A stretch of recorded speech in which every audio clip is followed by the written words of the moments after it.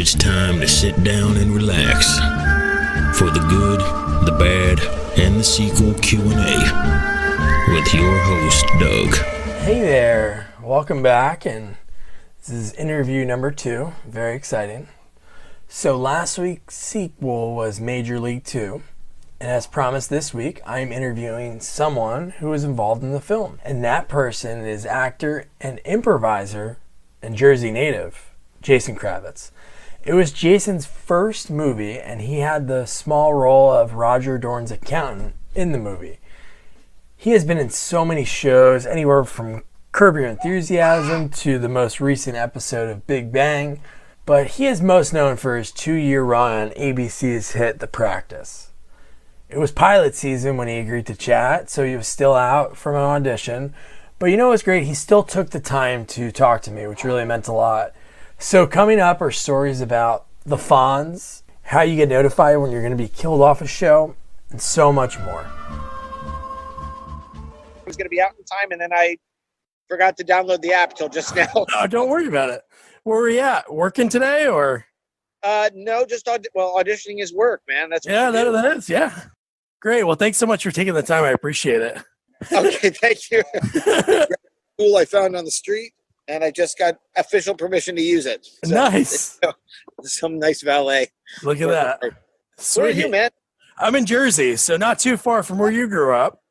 Well, that's true. In my early years there, I grew up in Maryland mostly, but I was born in Jersey. Oh, you were? Where at? Yeah. Born in Passaic and grew up in Flanders until I was 8. Really? Wow. I'm not too far from Flanders. I'm in New Providence. Oh, yeah, sure. Look at that. I never knew that. It didn't say that on your Wikipedia. I really got to redo somebody else did my Wikipedia. Yeah. As a matter of fact, my son pointed out to me that we erased it. Somebody put like something about that I was a marmot farmer. Somebody added some little thing about me being a prize-winning marmot farmer onto my Wikipedia page. I'm like, dude, I gotta start on my Wikipedia page. Yeah. No, a lot of people do mess around with those. But so one thing I noticed when I went on your IMDb, I don't know if it was by accident by whoever puts the credits in, but they had your last name spelled with a Z sometimes. Yeah. It's usually an accident because that's the more common way to spell the name. Yeah. But, I look back, I've been doing a lot of family tree research actually, and I realized the S in my name only goes back about to my grandfather. Oh, wow. Sometimes with a Z, sometimes with an S, but before that, all my relatives were Z. So I don't know why I caused myself the hassle because everybody spells it with a Z first anyway, but it's nice to be a unique spelling. Oh, definitely. So what started your acting? Because you started really young. Well, my father was involved in community theater back growing up. He worked for IBM, but he was always doing community theater, and it became kind of a family event. But I think even before that, my family was always very performy. At least the kids were. My brother and I were really just always, singing, and my sisters too were singing and acting and doing funny things and cracking each other up. But I think I knew back in the youngest days that this is what I was going to be doing. And somehow 50 years later, I'm still doing it. So, well, that's great. No, you were able to follow your dream and keep it going. Now, how did Powerhouse come about? Powerhouse. Yes, the infamous Powerhouse. Well, living in DC, my parents were looking for opportunities for us to do theater and work if we wanted to. And there was this place in Virginia called the Educational Film Center. And my parents brought us down just to kind of get on file with the Educational Film Center. They were always looking for kids because they did kids shows. And then this opportunity came up through the Educational Film Center. And I auditioned. I was just very precocious and I was very loud. And that ended up getting me this role. And then I spent, the better part of a year working on this television show part-time while I was still in 7th grade.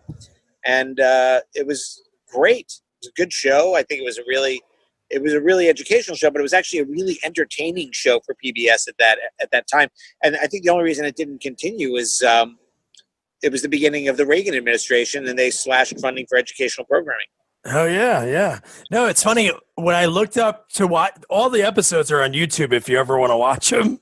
Are they? Oh, yeah. So I watched a couple of them, And it was cool. One of the comments on the video was about you. Somebody saw you when you were on Broadway a few years back, and they walked up to you and they said, "Hey, I remember you from Powerhouse." And you were like, "Oh man, how did you remember that?" And it was really cool. Yeah, it's a nice memory. I'm very proud of that time in my life, and it's still strange to me because after that, I didn't do anything professionally for years. I went back to school. I was happy to do theater in high school. I didn't have any presumption of like grandeur at that point and moving on into the world. And then after that, I went to college locally. I was happy to go to school close to home and in the places I knew. So I didn't pursue New York. I didn't pursue, Hollywood. I just kept going where I was. And then I stayed for years after that in the DC area until somebody said to me, "Why don't you go to New York?" And I'm like, "I don't know. I'm fine." And they said, "But you should try it." And I was like, just got through a breakup. And I thought, maybe I should. And then it just kind of took off from there. So that's like the moment, if there was a Jason Kravits biopic, that breakup, and then it pushed you to move. That's page 10. And then you there. Exactly. That's the magical friend, the wizard that comes and says, "Follow your heart." Yes. So one thing that I found pretty awesome, and I wonder how you got into it, was when you were at Maryland, you started an improv group. Yeah, that's interesting. You should bring that up. I was talking about that just last night. Look at that. Because, there was I was always looking for things to do. And I had a bunch of friends who were just a lot of fun to hang out with. And we were in the theater department. And there was a group from Yale called the Purple Crayon. They were the established group. They were like the first official college improv group. They were actually founded by Del Close. Oh, okay. Yeah. In the modern age. And Del kind of did workshops with them. They started a group. And then they came down. We had a connection to them. So they came to our school and did a workshop. And we were like, "Hey, this is fun." So we started a group about, I don't know, originally there were probably like 12 of us that narrowed down quickly to about 7. Yeah. So that kind of stuck it out and started performing. And that group is still going 30 something years later, 32, 33 years this year. And I had nothing to do with keeping it going. We just did it. And then people kept going and kept joining the group, and it kept growing and changing. And I was having dinner last night with someone who was in the group 15 years after I was. Oh, wow. And he's been out of the group for about 15 years. So it's a crazy kind of it's been going on for generations. And the things that we did back then that were just silly became more, it's now doctrine where they're doing it. But I guess I'm really proud of that, the fact that that's going, although I feel like I had very little to do with the longevity of it.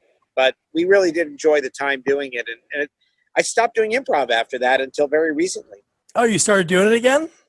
Yeah, I started doing it. I got frustrated with what I was seeing. I'd see a lot of improv, but I wasn't doing it as much with people. I didn't like the style of improv that was going on. I saw stuff I liked here and there, but it was very casual.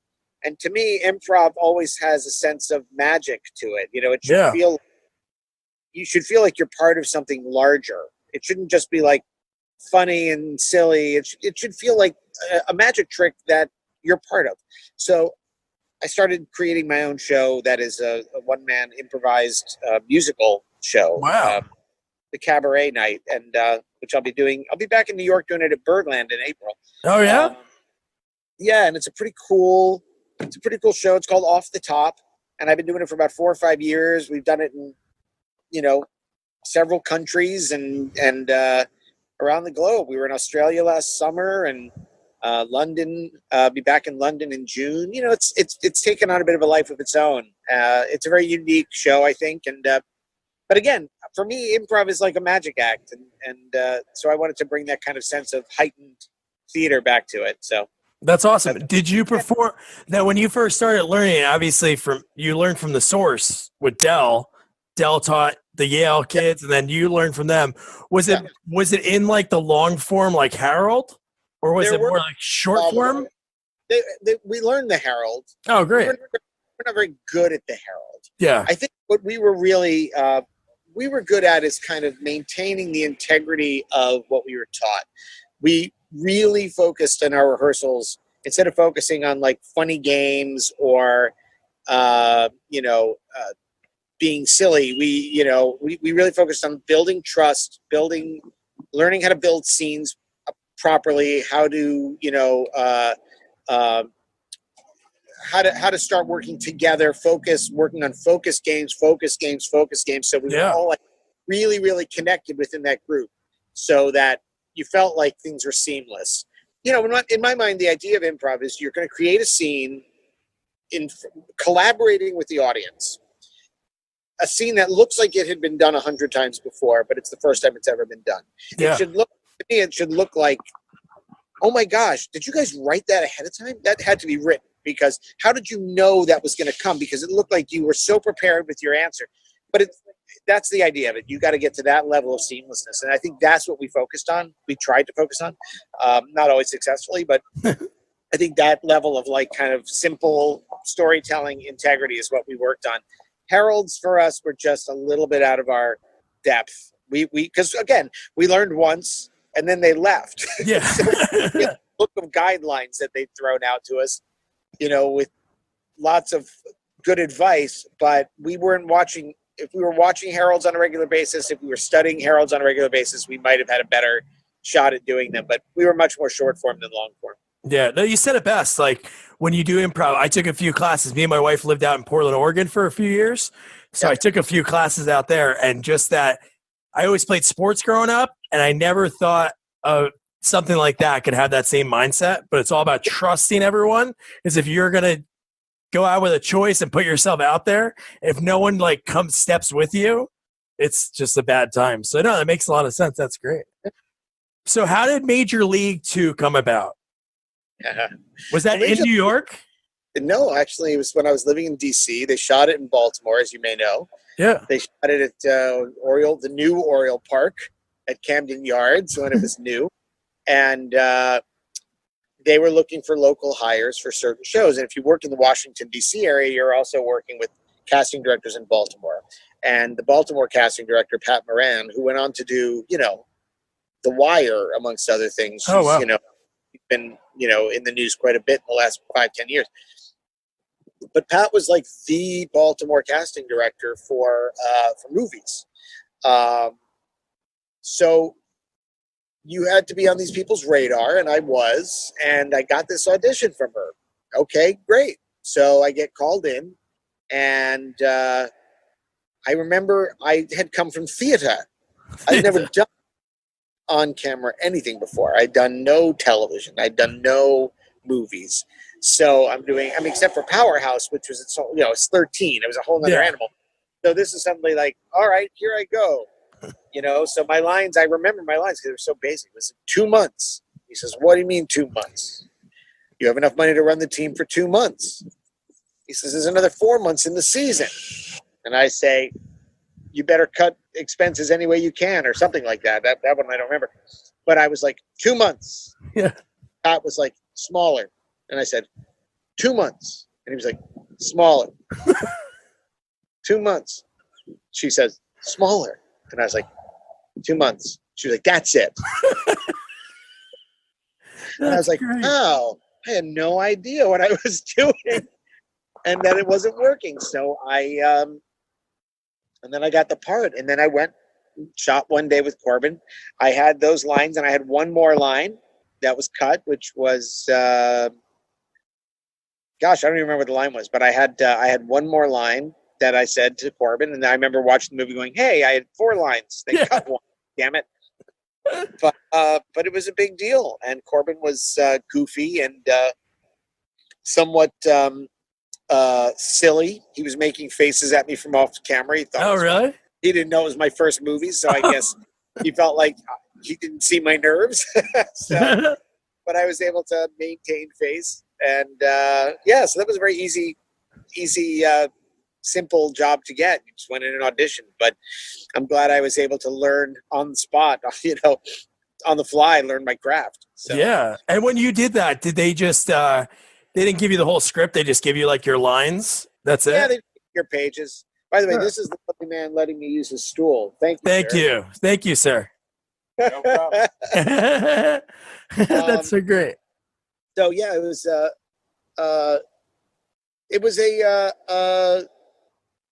it was just an interesting little simple gig, and yeah, Pat was great, and I'm glad I got that gig.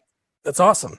So what'd you think of the movie compared to, because when I grew up, for some reason I had so many sequels, and that's why I started this. Like my dad, the only VHSs we had were sequels, so I watched this movie a million times. And I've seen the original too, but now going back, and I just watched it yesterday. It's so funny. The movie was 5 years afterwards, like filming wise, like coming out, but in the realm of the movie, it's the next year. I don't know why they did that. I don't know why either. You know, I don't remember even seeing the first one until after I saw the second one. And I think it holds up. Oh, it's a great movie. Yeah. I think Major League 2 is as good, if not better, than Major League. I just think there's some really fun stuff and great character development. And Charlie Sheen was at his best. He's still great. And some great old character actors involved with that movie. Just really just great. And I liked it. I think it's a fun movie. Oh, yeah. But then, like, it's so hard for, like, Omar Epps.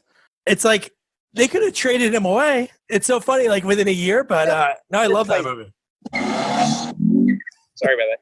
Yeah, no, it had some weird moments to it. But, you know, I was psyched. At that time, I was psyched to actually get to go to Camden Yards on an off day and kind of check That's awesome, out. Yeah. Kind of cool. And was it opened yet? Yeah. It was opened already? Okay. Yeah. I think so. Pretty sure. But watching it, anybody in Maryland watching that is like, that's not Cleveland. Cleveland doesn't clock tower like that. That's ridiculous. Yeah. And then and then you headed up to New York pretty soon after that because you had that sketch show. Oh yeah, the Kravits and Jones show. Yeah. After that, I was still doing theater at the time, and then I went to New York soon after. Moved to New York, and then couldn't get a job, couldn't get an agent. I got some commercial work going, but my theater credits from DC and Major League 2 and Powerhouse didn't carry the weight enough to get me an agent. So I started writing my own material and my own sketch material with a group called A Rumble in the Red Room. It was just a collective of writers and artists, and we just would show up every Monday with new material. And there was one guy that I had been friends with from DC who also moved up, and we started writing things together. And then we developed enough material to make our own show. We did it in New York a bunch to very little acclaim. We had great crowds of friends, but no agents come and see us. Yeah. So we were, let's take it to LA. I know an agent out there. We did 2 shows in LA, and the next thing you know, we're being invited to the Aspen Comedy Festival. Sweet. We got an agent, we got a manager, and then I moved to LA and started working out here. Wow. That's awesome. Do you miss doing sketch? No, I kind of do I've done other versions of sketch over time. Sketch was supposed to be a means to an end for me. Okay. But also, I think I've gotten to a point in my creative life where I want to create things that are that have a little more depth than sketch. I have a lot of great sketches that I could do, but then I'm like, how much time do I want to spend? Right now, sketch is not a live event anymore. Sketch it's not. So if video cameras in their current form and the digital world existed in the late 90s, that's all we would have done. We would have had so much of our material on camera and but that wasn't the case back then. So everything we have is, was meant for stage and stayed on stage. And I actually think sometimes about like taking some of those pieces and turning them into video material. And I get bored. I'm like, how about something new with some depth, interest, I'm a different person now than I was 20 years ago. Let's do something else. So no, that's good that you're creative enough to do that. Some people would go back to that well over and over again. So that's great that you used something and it worked out. You adapted it and it got you an agent. It got me where I am, and then I was out here for 6 months and I landed the job of my life, which was the practice when I did that for, 2 years. So that established me in the business. So the sketch stuff led me to a network drama, which led me to my career. So I can't knock it. And it was great. I watched a few episodes over the last week, and it's great. Your first episode, you're prosecuting the Fonz. That was the craziest thing working with That Henry Winkler. was that was, and the episode itself was crazy. Henry was never mind what, is the nicest guy in Hollywood. Oh, yeah. Everybody knows about him. He's just the nicest guy. And when I was shooting that episode, he's like your nice uncle, you know. He's your nice uncle, and he's going, "That's very good. You did a nice job there. Very good. How are you?" It's very so. He's always like, you know, chatting with you and being very supportive. But there was one moment where I was like prosecuting him hard, and I finished the scene, and he gave me a look. He kind of went, and I thought, for that moment, and shook my hand, and I thought, "Oh my God, Fonzie thinks I'm cool." Yeah. It was that, oh my God, it's Fonzie. Fonzie's here. And then about a week after the show ended, I got an envelope in the mail, and he had taken photographs throughout the episode, and he sent me pictures of myself with the director, of myself with other actors, and I was just like, why would he go out of his way to do that? Well, the answer is because he's the nicest guy in showbiz. Yeah, and maybe he remembers his moment when he started, and he wished maybe he had something like captured. My wife, he was busy from the moment he got out of Yale, so you know. Yeah, yeah. My wife had the opportunity. She did an internship in New York City with a photographer, and one of the shoots was Henry Winkler, and she said he was like the nicest guy. Yeah, he couldn't be nicer. That's great. That's so awesome. And then your last episode, that's pretty intense. Yeah, no kidding. You got tricked by the grandma. Yeah. Gunned him. Yeah, it was crazy. Oh, man. Yeah, that was tough that was when I got the call that I was getting killed off that episode. It was like being uninvited to Thanksgiving dinner. I was having such a great time on that show. Never mind with the cast and the words, but with the crew. And everybody became a family. And then you're like, oh, you're not going to be here anymore. You're like, okay, I guess that's okay. Yeah, the rapport you had with Dylan McDermott, like right from that first episode, and that was the first one you shot. It was like in order. The first one you did was with Henry Winkler. Yep, that's great. Right from the bat, you guys had like a really good. Yeah, Dylan and I got along great, and I got along with everybody in that group. I really like that group of people, and I've kept in touch with a few of them over the years. That's great. And you know, even David Kelly I've kept in touch with a little bit over the years. And he's, you know, I owe him my career. So, you know, at first I was really bitter about being killed off that show. And then I realized, oh, you know, you live by the David Kelly, you die, David Kelly. You just accept it for what it is. And it was a great run and a great character, and it got me on the map. Yeah. Do they, how do they do that? Your agent calls you, or does somebody bring you in and said, hey, you're going to get killed? David called me. Oh, okay. David called me directly and said, hey, and he never calls you. Oh. You barely see David. David is an elusive writer. He's a hermit. He'll go and do his thing and write however many shows he's writing brilliantly. and then every once in a while he'll come down to the set, or he'll come to the shoot, but he called me, and I was coming right out of my therapist's office. So I remember turning around and going right back in after we finished the conversation. That's great. Hey, but you know what? Even though you got killed off the show, a lot of characters get killed off on a lot of TV shows, but they gave you a really nice like package, like highlight at the end of it, which is pretty cool. I had a funeral after that. Yeah. People don't have a funeral. They just die. Listen, I remember the people who were on Oz back in the day, right? Take place in prison. And literally they would get the script, and they told me they would like turn the pages terrified about what was on the other page, if they were still going to be there. But for me, I like to say that, you know, that show took place in a city where they didn't even have the death penalty. So it's like, no one dies on this show. For me. Yeah. No, I actually really, I did get a nice send-off, and it was the 100th episode. It was, yeah. Big deal. Yeah.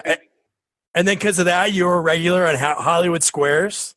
I got enough attention. I wasn't a regular, but I did a couple episodes of Hollywood Squares.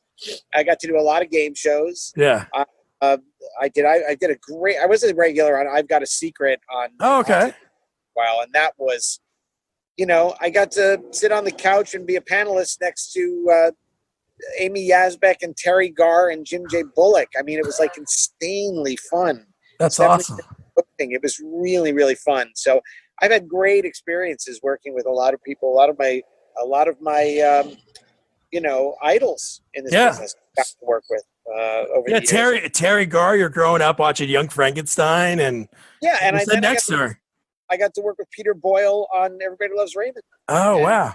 I got a couple of those Young Frankenstein people. I met Cloris Leachman, although I didn't work directly with her on Raising Hope. Oh, okay. So I didn't get to work with Gene Wilder, didn't get to work with Madeline Kahn, sadly. And Mel Brooks is still around, so there's still a chance.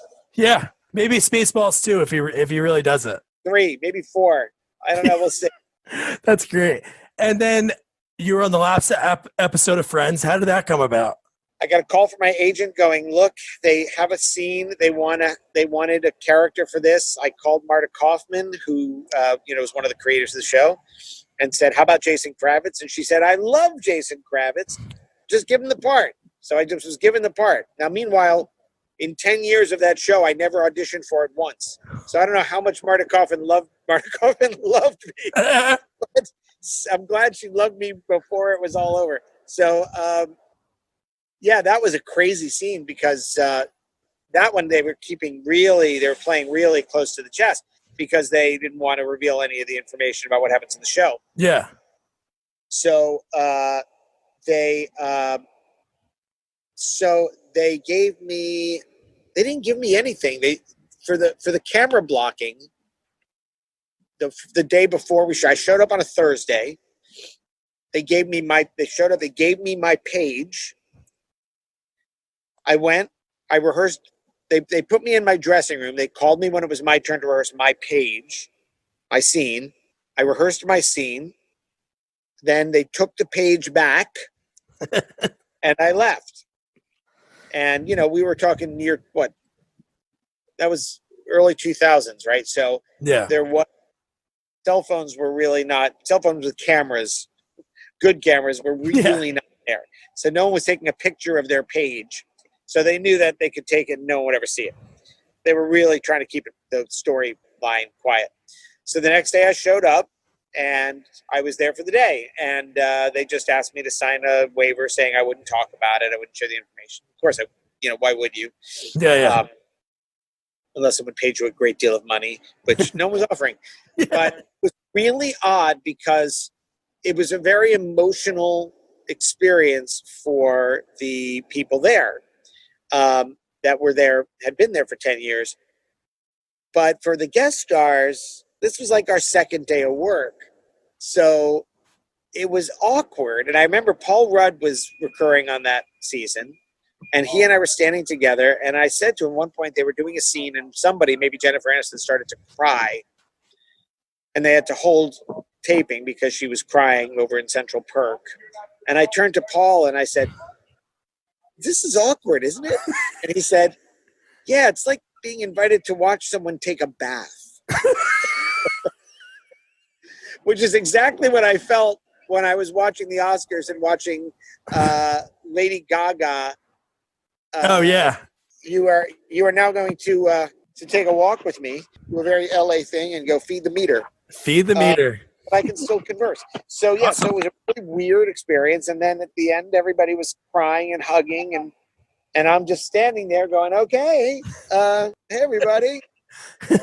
So it was a little weird. Yeah, no, it sounds like it. And then you had the opportunity to work on Curb. Oh yeah, that was great. Great. Now did you audition prior in the earlier seasons and it was like a callback, or did you audition that season? I auditioned for one episode in like the second or third season of the show, and I didn't get the role. And I remembered the audition because Larry he stopped me in the middle because I was talking too much and he didn't like what I was saying. And so I realized when the second time I went in, which was, 5 or 6 years later, I made a plan, and that was to talk less, and make him the star of the scene. So I I walked in, and they gave me they give you a setup. They give you a little like description of the scene, but it's all improvised. So you there's no dialogue. And mine was something about you have to Larry. I don't know if you know the setup of the scene, but it was like, well, Larry's gonna have hit your car, and he's coming to and you're gonna ask him a favor because he's so good at speaking his mind. You're going to ask him to say something to your wife, and in lieu of that, you will rip up the car bill that he owes you. And so I just walked in, and instead of going, "Hey, listen, Larry, I got a plan. Listen, I just walked in and I sat down and I said, Larry, I really admire you." That was it. And he was like, "Really? You admire me? Why do you admire me?" I'm like, "Oh, because you speak your mind. You don't censor yourself." He's like, "Thank you." And I'm like, "Yeah." And he's like, "What is it coming out of?" And I'm like, "Oh, look, I'm not like you. I'm not good at that. I have a hard time speaking my mind. And my wife has just got this, she's this way. And so I just like let it build naturally. And it got me apart. And I had a great time. Yeah, and that was the scene. That was the scene. Exactly. So from that audition, they took that, and that was it. That was it. Yeah. So that's awesome. But I also got to do a bunch of other stuff. I got to play a little golf in that thing, and I had a great time. It was a really good gig. I was very proud to do it. Not too long after that, you went back to Broadway. Right around that time, like 2012. Yeah, I think right after that, I was back on Broadway doing Relatively Speaking with a bunch of old television stars and movie stars, and in plays written by Ethan Cohen and Woody Allen and Elaine May. It's great. That's amazing. Yeah, it was great. It was a lot of fun. So I got to work with a bunch of people I liked already in that scenario too. So from Marklyn Baker to Grant Show to Marlo Thomas and Richard Libertini, and just a great group of people to be associated with, and and Julie Kavner and Woody Allen. Honestly, was a really strange experience to work with Woody. He's a very interesting character. Yeah, he'll tell you. Clearly, very prolific, and he's. He's not an actor's director, I would say. All right. He doesn't really help you find the thing. His on stage, at least, his whole thing is say it correct, say the joke correctly, and say it loudly.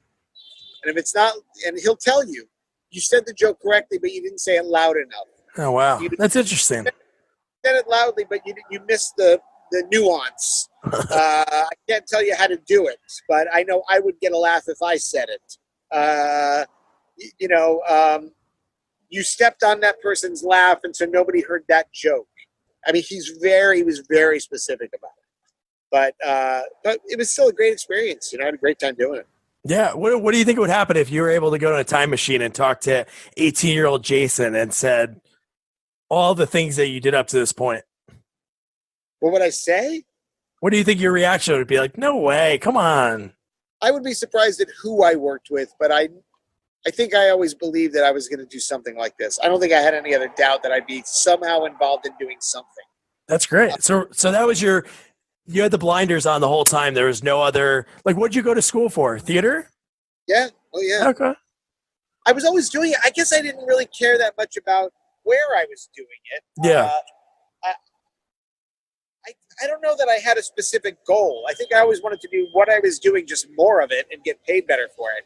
I mean, I had my moments of doubt, and I had my moments of depression and trying to figure out if this was even a feasible thing, but you grow and you learn why you're having those feelings, and then you can decide whether you want to stick in it or not. And I did. I kept wanting to do it, even though the motivations behind why I was doing it changed as they do as you get older. And I still love it. I still love doing it. I love being on a set. I love being on a lot. I just did an episode of The Big Bang Theory that should air soon. And just being on the Warner Brothers soundstage and being on a set where people are working is still one of my favorite places to be. And I love being in theater. I love being involved with other actors and creating new things.